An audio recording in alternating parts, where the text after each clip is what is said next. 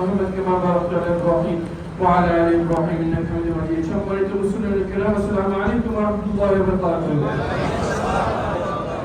আপনাদের সামনে দাঁড়িয়ে আজকে কোরআনের সেই আয়াতটি বারবার মনে পড়ছে, যেখানে আল্লাহ বলেছেন আউযু বিল্লাহি মিনাশ শাইতানির রাজিম কুলিল্লাহুম্মা মালিকাল মুলকি তু'তিল মুলকা মান তাশা'উ ওয়া তানজি'ুল মুলকা মিম্মান তাশা'উ ওয়া তু'ইজ্জু মান তাশা'উ ওয়া তুযিল্লু মান তাশা'উ বিয়াদিকাল খায়র। আল্লাহ বলেছেন কাকে ক্ষমতা দেওয়া হবে, তার কাছ থেকে ক্ষমতা কেড়ে নেওয়া হবে, তাকে সম্মানিত করা হবে, তাকে অসম্মানিত করা হবে, এটা আল্লাহর একক ইখতিয়ার।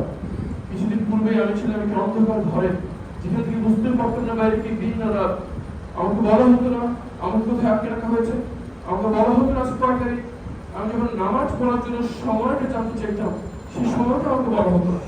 আমার পিতা শহীদ বীর কাসিম আলী সাহেবের মামলা আমি নিজে আইনজীবী ছিলাম, ফাঁসির রায় হয়ে গিয়েছিল। ফাঁসি কার্যকরের মাত্র কয়েকদিন পূর্বে আমার ঘর থেকে নিয়ে যে আমাকে গুম করা হয়, আমাকে কি অন্ধকার ঘরে চোখ বেঁধে হাত পা বেঁধে ফেলে রাখা হয়। দিন পেরিয়ে সপ্তাহ হয়, সপ্তাহ পেরিয়ে মাস, মাস পেরিয়ে বছর, বছর করে বছর দিন থাকছে, অন্ধকার ঘর থেকে বের হই না। যারা আমাকে আটকে রেখেছে তাদেরকে আমি একত্রিত বিনতি করতাম যে ধরে নাও আমাকে দিতে পারলাম, আমি মেনে নিলাম আমাকে দিয়ে ছাড়বেন না, আমি মেনে নিলাম আমার পরিবারের সাথে যোগাযোগ করতে দিবেন না। সন্তান হিসেবে এতটুকু জানতে পারি না যে পিতাকে আমি ফাঁসির কাজটার সামনে রেখে এসেছি, কিন্তু বেঁচে আছেন না মারা গেছেন।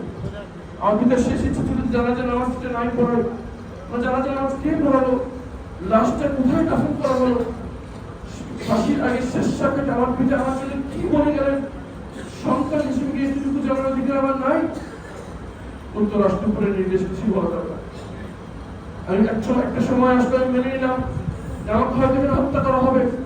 আমি জানতাম পুত্র হত্যার ভেতরে রাতের বেলা করে। আমি চিন্তা করতাম যে আজকে রাতে যদি আমাকে হত্যা করা হয়, আমাকে হয়তো তারা তওবা করার সময়টুকু তারা দেবে না। এই জন্য যখনই বুঝতাম রাত হয়েছে, তখনই তওবা করে তৈরি থাকতাম যে আজকে যদি আমাকে হত্যা করে, তাহলে এই তওবার বদৌলতে আল্লাহ যেন আমাকে ক্ষমা করে। এর 8টি বছর প্রতিটি রাত মৃত্যুর জন্য তৈরি হয়ে আমাকে থাকতে হয়েছে। যে রাতে আমাকে সেই ঘর থেকে টেনে নিচে বের করছিল, আমি মনে করেছি আমাকে হত্যা করা হচ্ছে। আমি সূরা ইয়াসিন তেলাওয়াত করছিলাম যাতে আমার মৃত্যুটা সহজ হয়। কিন্তু পরে জানতে পারলাম কিছু বাচ্চা ছেলে মেয়ের শাহাদাতের বিনিময়ে আল্লাহ বাংলাদেশের মাটি থেকে ফ্যাসিবাদকে বিতাড়িত করে দিয়েছেন, আমাকে ফিরিয়ে দিয়েছেন আমার পরিবারের কাছে। সম্মানিত মুসলিম কেরাম, আমি আপনাদের সামনে দাঁড়িয়ে আছি, এটাই সবচেয়ে বড় প্রমাণ জীবন মৃত্যু কোনো মানুষের হাতে একটা আল্লাহর হাতে। আল্লাহ যেহেতু নিজ হাতে আমাদের দ্বিতীয় জীবন ভিক্ষা দিয়েছেন এবং যেই কয়েকদিন আমাকে জীবিত রেখেছেন, বাংলাদেশের মানুষের ভাগ্য পরিবর্তন করার জন্য নিজেকে নিয়োজিত করবো বলে সিদ্ধান্ত নিয়েছি ইনশাআল্লাহ। আমি আপনাদের সামনে যদি আবেদন নিয়ে হাজির হয়েছি, প্রথম আবেদন আপনাদের কি সমস্যা, আপনাদের এলাকার কোন সমস্যাটি উপস্থিত, কোন বিষয় এর আগে কোনো জনপ্রতিনিধি কথা বলেনি, সেই বিষয়গুলো পরামর্শ আপনারা যদি আমাকে দেন, আপনাদের পরামর্শ অনুযায়ী আমরা আমাদের দিক নির্দেশনা ঠিক করবো ইনশাআল্লাহ। আপনাদের সমস্যা দূর করাই আমাদের নির্বাচনী ইশতেহার, আপনাদের খেদমত করাই আমাদের দায়িত্ব ইনশাআল্লাহ।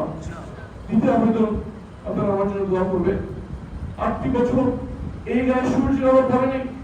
আমার ডাক্তার আমাকে বলতো যে আমার রোগ প্রতিরোধ ক্ষমতা এতটাই কমে গিয়েছিল যেমন নর্ক ভূমিষ্ঠ শিশু হয়ে থাকে, কিন্তু আল্লাহ যেহেতু আমাকে বাঁচিয়ে রেখেছেন, যেই কয়েকদিন বাঁচিয়ে রাখেন আমার জন্য, আমি এবং আমার সহকর্মীরা যেন আপনাদের খেদমত করে যেতে পারি, এই জন্য আমার জন্য দোয়া করবেন।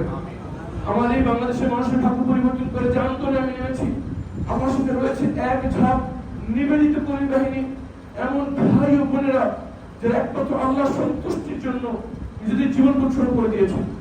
আর মাত্র 2 মাস পর এ জাতির ভাগ্য নির্ধারণ হতে চলেছে। 2 মাস পর নির্ধারিত হবে বাংলাদেশকে কি নতুন বাংলাদেশ হিসেবে আত্মপ্রকাশ করবে, আবার সেই দুর্নীতি, হানাহানি, হিংসার রাজনীতিতে বাংলাদেশ ফেরত চলে যাবে।